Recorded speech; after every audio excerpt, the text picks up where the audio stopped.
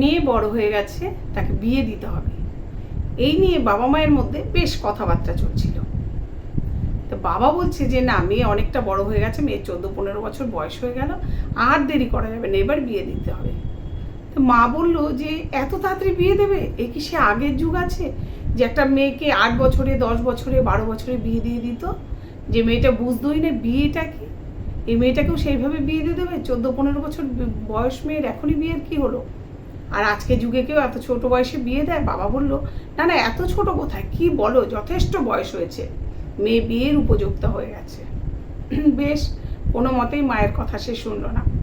মা বলল যে দেখো, আগের যুগে সেই মেয়েদের, ছোট্ট ছোট্ট মেয়েগুলোকে বিয়ে দিত, তারা শ্বশুর বাড়িতে যেত, আদব কায়দা রীতি নীতি কিচ্ছু বুঝতো না, বিয়ের পরে বিভিন্নভাবে তারা হোঁচট খেত, তাদের অনেক কষ্টের মধ্যে দিয়ে সেখানে থাকতে হতো, কিন্তু সেইভাবে তারা কি হতো, আস্তে আস্তে বড় হয়ে যেত, বড় হয়ে তারা বুঝতো সংসারটা কি। আর একটা সময়ের পর তাদের সে বিয়ের দিনটা, বিয়ের সময়টা, বিয়ে কি জিনিস তারা ভুলেই যেত, বিয়ে সম্পর্কে কোনো ধ্যান ধারণা তাদের কিছু আর থাকতো না।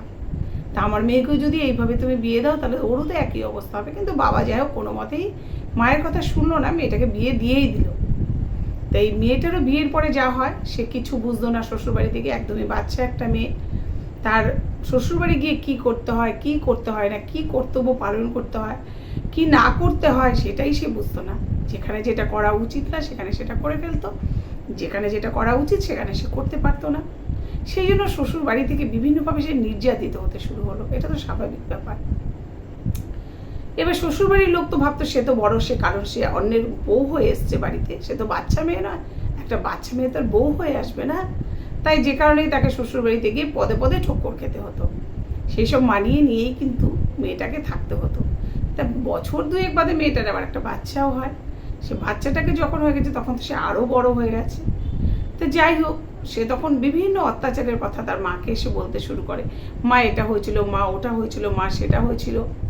ছোট বয়সে বিয়ে হলে তার মাথায় তো সাংসারিক বুদ্ধিটাও কম থাকে, সে কারণে সে সংসারটাকেও ঠিকঠাকভাবে গুছিয়ে নিতে পারে না। সেই জন্য শ্বশুরবাড়ির মানুষ আরও তাকে বিভিন্ন ভাষায়, বিভিন্ন রকমভাবে তাকে খোঁটা দিয়ে বিভিন্নভাবে তাকে কথা শোনাতে শুরু করে।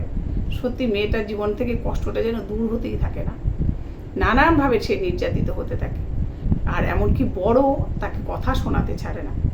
কিন্তু সেই ছোট্ট মেয়েটা তখন যে একটা সময় গিয়ে কিন্তু সে বড়ই হয়ে যায়, তখন সে বোঝে যে তার উপর দিয়ে কী চলছে, এতদিন কী চলেছিল। তখন সেই মেয়েটা কিন্তু বড় হয়ে সেই বাবাকেই দোষারোপ করতে শুরু করে, যে বাবা তুমি যে আমাকে এত ছোট বয়সে বিয়ে দিয়েছো, এটা তুমি অনেক ভুল করেছো, তুমি আমাকে ছোট বয়সে বিয়ে নাই দিতে পারতে, তুমি এত ছোট বয়সে বিয়ে দিয়েছিলে বলে আমার আর পড়াশোনাও হলো না, আর আমার জীবনের আর কোনো কিছু পাওয়াও হলো না। শ্বশুরবাড়িতে গিয়ে সেই অত্যাচারের গিফটটা আমি পেয়ে গেছি, যে গিফটটা তোমার জন্য আমি পেলাম বাবা। তাই সমস্ত বাবা মাদের খেয়াল রাখতে হবে। আজকের যুগে দাঁড়িয়ে কোনো অত ছোট্ট মেয়েকে বিয়ে দেওয়া, সাধারণত গ্রামের দিকে এটা হয় যে অনেক ছোট্ট ছোট্ট মেয়েগুলোর বিয়ে দিয়ে দেয়। অন্তত কম করে আজকের যুগে যদিও 18 বছর বলে সবাই, অন্তত কম করে 20-25 বছর না হলে একটা মেয়েকে বিয়েটা না দেওয়াই ভালো। আর আজকের যুগে দাঁড়িয়ে তো অন্তত বলবো সে যেন নিজের পায়ে একটু দাঁড়াতে পারে, কিছু কাজকর্ম করে নিজে যেন কিছু একটা রোজগার করতে পারে, তারপরে সে মেয়েটাকে বিয়ে দেওয়া উচিত। সেখানে গিয়ে যদি সে অত্যাচারিত হয়ও, যদি সেখান থেকে সে বিতাড়িত হয়ও, তবু নিজের পায়ে দাঁড়িয়ে নিজেকে শক্ত করে, নিজের পায়ের তলার মাটিটা শক্ত করে সে দাঁড়িয়ে থাকতে পারবে।